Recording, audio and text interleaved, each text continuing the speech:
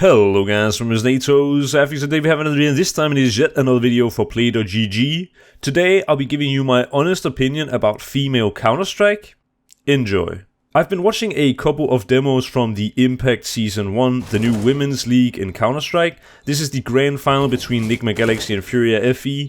To start off with something light, look at this over-peeking by Mari in the one-on-one. She really does not have to re-peek that, and if Cat had a kit here, this would be a round going Nigma Galaxy's way. Here in round 5, Anna has a saved AWP, and Furia are looking to obviously deal with this in one way or another. I feel like this though is a bit of a cheap way to give away an opening kill when you know the opponents only have a single saved AWP. And then Furia does something that I don't really agree with. It looks like they're trying to react towards the B bomb side of this info, but the B players don't go out, and at this moment B is more or less clear. They end up taking so long that Anna has actually rotated the AWP from the literal opposite side of the map over to B, and they are yet again gonna have a very hard time dealing with it. Furia will win this round, but I just don't agree with the way they played it. Here is another round where Nigma Galaxy has a lone AWP around some pistols. This time it is not safe, though it is dropped over by Vilga, so we can't fault Furia too much.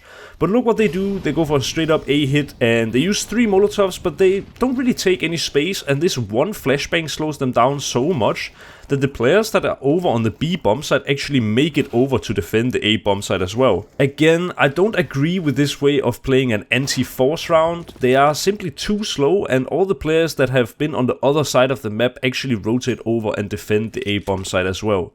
If you know that you're playing against low money, you either gotta play out a default and try to get info and hit the right bomb side together, or you wanna hit the one bomb site that you've decided to hit very fast, so that if there is a stack on the other side of the map, you're at least gonna be taking over a sort of free bomb site. I know and knew going into this video that a lot of the women in Counter-Strike are actually individually very sound. They spend a lot of time aim practicing, and the real difference between the male and the female teams is the fact that the male teams just have a much better understanding of how to play Counter-Strike as a team and how to maximize basically your potential as a team in a round. Here is an example of the sort of lack of understanding of the game. Here Vilga kills the B lurk and is now clearing out B, but at the same time 23 is pushing slope and dies. It's, you know, if you clear out one outer boundary of the map, which in this case is B, and you know that is clear, there's basically only one bomb site that they can be towards, and that's the A bomb site. So if you push one outer boundary of the map, you can't also push the other outer boundary of the map. You are destined to meet someone at either of the outer boundaries, and if you don't do it in the right way with, say, a flash or some kind of team play element, you are most likely to die at either the A or the B bomb site, where the T's are actually at, and then they will just push and take over the bomb site. I understand and recognize also that 23 is sort of in a tough spot, but then Anna just has to come CT, they have to stack the A bomb site or something. It can't be that you have too many people making plays at the same time on different parts of the map, because you're just destined to lose one side of the defense, and wherever you lose that side, you're gonna just get overrun. I have to include this round as well for good measure. Here is another hero AWP purchased by Nigma Galaxy, and once again Furia are just straight up rushing a bomb site with no holds barred. This could have gone very poorly for them as they are rushing straight into a stack, and again I just have to say I completely disagree with this way of playing an anti-force or anti-eco round. Onto a clip of individual brilliance. This was what I talked about earlier, that individually or like mechanically, the women of Counter-Strike are actually pretty damn good. And here is an example of that. Here Olga's teammate Isa gets taken down, and Olga decides to try and trade her. It goes extremely well. In the same exact round, Gabby also provides a 2K that is quite extraordinary. At least it shows that the mechanical skill is definitely there. She takes a quick 1-2 and finishes off the round. Maybe, just maybe, I'm being a little harsh for this round, but this is another sort of teamwork round that I want to show you. Here 23 doesn't want to peek, probably because she has the CZ, so Tori is the one to peek. And she actually catches Gabby out in a pretty uncomfortable spot, like quite out in the open. Instead of Tori like swinging wide and 23 peeking with her, instead it's like Tori is peeking first and then 23 comes out, and it just doesn't work out. Well, if I was being unnecessarily harsh in the last one, this one is outrageous in my opinion. There is a window smoke in the pistol round and then a top connector smoke. This normally signifies a mid to B split, and the only B player goes out short to fight alone and dies. Not only that, B is completely given up, and she had the only defuse kit on the CT side. So now Enigma Galaxy get a free bomb site, and they also know that if Furia don't have anyone retaking through short, they just straight up don't have a defuse kit.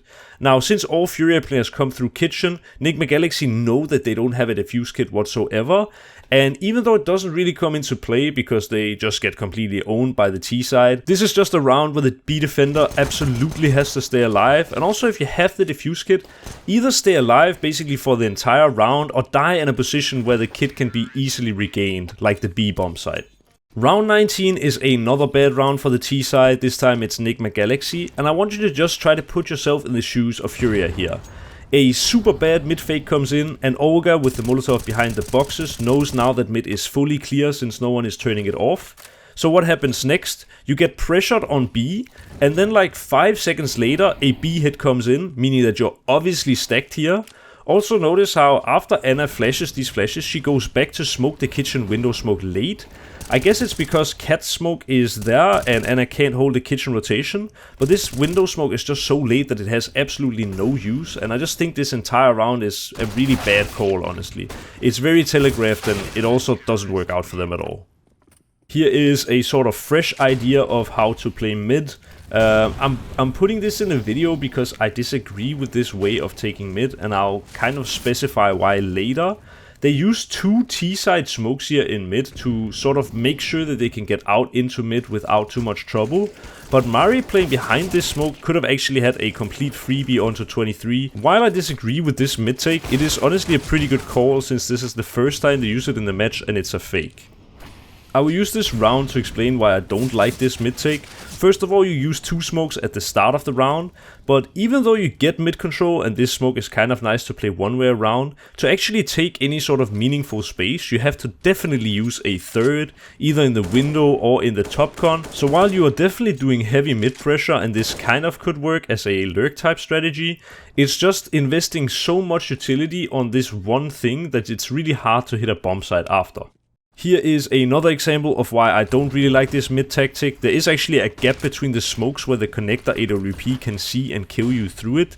In this round, Car misses the shot, but what's also pretty bad about this round is that even though 23 doesn't see a whole lot of mid pressure from the CTs, Enigma Galaxy still try to just walk out of an AAP smoke. The only mid pressure that the CTs did in this round is a bottom con smoke and a single flash and then an AWP shot. But there hasn't been anyone fighting from window, there hasn't been many flashes or mid. The short guy hasn't come out to use his smoke or anything.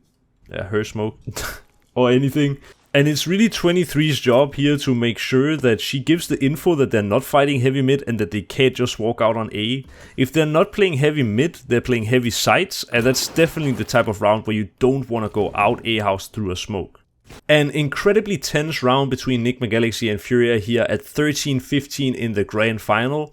I'm honestly not quite sure what causes this rotation, but both of the CT players leave the angle slope right when the Ts go out. I think it's a single flash thrown from mid to short, but it's just way too cheap to give up such a strong angle and over-rotate completely in a key round like this. Afterwards, Cat is struggling to find a place to plant the bomb since no one is holding short and no one is holding CT, so she just risks it and dies for it.